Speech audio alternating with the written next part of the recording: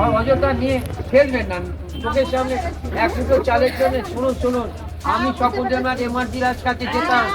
ডাস্টবিনে ভাত পড়ে নষ্ট, মা ক্যান্টিনে অনিয়ম দেখে ক্ষুব্ধ মন্ত্রী। মা ক্যান্টিনে খাবারের মান নিয়ে প্রশ্ন তুললেন স্বপন দেবনাথ। মুখ্যমন্ত্রী মমতা বন্দ্যোপাধ্যায়ের উদ্যোগে কালনা মহকুমা হাসপাতালে চালু হয়েছে 5 টাকার বিনিময়ে মা ক্যান্টিন। বিভিন্ন দূর দূরান্ত থেকে আসা মানুষেরা 5 টাকার বিনিময়ে দুপুরের আহার খান। প্রতিদিনই প্রায় 300-র ওপর মানুষ, কিন্তু অনেকেই করছেন ভাত নষ্ট, আর যা দেখেই ক্ষুব্ধ মন্ত্রী স্বপন দেবনাথ। এদিন শনিবার কালনা মহকুমা হাসপাতালে মা ক্যান্টিনের খাবার লাইনে দাঁড়িয়ে নেন মন্ত্রী স্বপন দেবনাথ। তারপর নিজে সেই খাবার খেয়ে দেখেন ডাল কেন এত পাতলা, পোস্তর তরকারিতে কেন এত কম পোস্ত।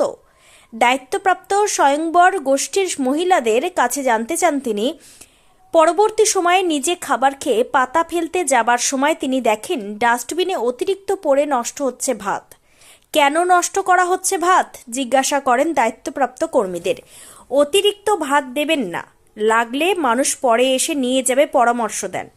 মন্ত্রী পাশাপাশি খাবার খাওয়ার জন্য যে শেড তৈরি করা হচ্ছে সেই শেডেই আগামী দিনে খাবার সেখান থেকেই দেওয়ার কথা উল্লেখ করে দেন তিনি।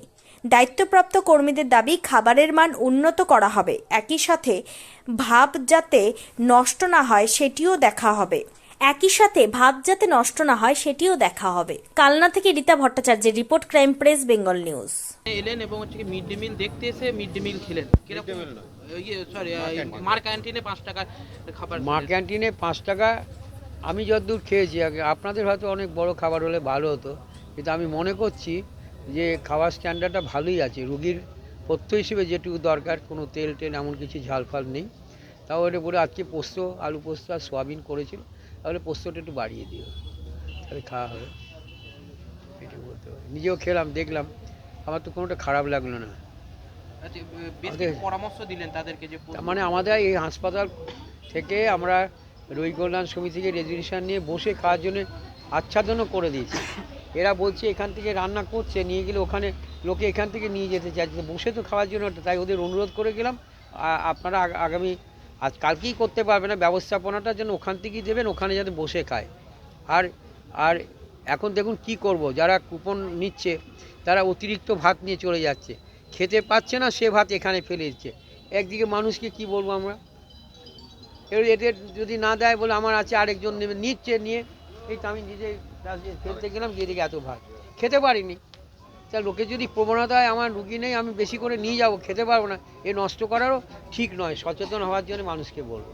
আজকে কি কারণে হসপিটালে এলেন? আজকে হাসপাতালে ইতিমধ্যে আপনারা জানেন 101,27,00,000 টাকা ব্যয়, বিভিন্ন পরিকাঠামোগত উন্নয়ন হয়েছে, আরও 1.5 কোটি টাকা ব্যয়িত হবে। হাসপাতালের শেড, ওইদিকে আবার আরও আসন বাড়ানোর জন্য বেডের সংখ্যা, আমাদের পশ্চিম দিকে যে জায়গা আছে সেই ওইখান থেকে আবার স্থানান্তরিত করা হচ্ছে। তারপরে ড্রেনেজ জল জমে যায়, তা সেখানে ঢালাই আরও উঁচু করে করবার জন্য ব্যবস্থাপনা হচ্ছে। নার্সিং হোস্টেলের রিপেয়ার, সে কাজ সম্পন্ন হয়েছে।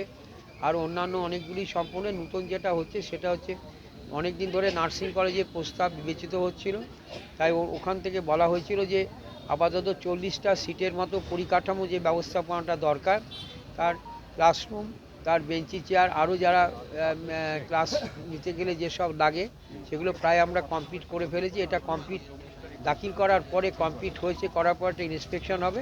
আমরা আশা করছি আগামী বছর 40 সিটের নার্সিংহোম চালু করতে পারব। এটা হয়েছে। আর জল নিকাশির ব্যবস্থাটা দীর্ঘদিনের, সেটা নিয়ে আবার নতুন এসডিও সাহেব এসছেন, বলা হয়েছে পঞ্চায়েত, কালনা পৌরসভা এবং প্রশাসন মিলে অবিলম্বে একটা মিলিত বৈঠক হবে, সে কাজ হবে। আর সিসিইউ চালু হচ্ছে। হ্যাঁ, আর হচ্ছে সিসিইউ চালু হচ্ছে, এটা নতুন 24টা বেড হবে সিসিইউ, তার 90% কাজ কমপ্লিট হয়ে গেছে। সেটা চালু হলে নিশ্চয়ই এই হাসপাতালে মানুষ উপকৃত হবেন, কারণ আমাদের তো এইচডিইউ ছিল, এখন সিসিইউ হলে তার ভেন্টিলেশন, তার কাঁচের ঘর ইত্যাদি করে এগুলো হবে। চালমানি পূজা গোল্ড, মিনিকেট, রত্না, স্বর্ণ 10 আর দুধের স্বরের বিশুদ্ধতা একবার খেলেই বুঝবেন আসল স্বাদ। MS তারা শঙ্করী অ্যাগ্রো প্রোডাক্ট, বিশ্বাস আর গুণমানের নাম। যোগাযোগ করুন 7001192179 এ।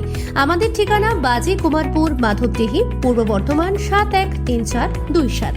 পূজা গোল্ড, প্রতিদিনের পাতে সোনার স্বাদ।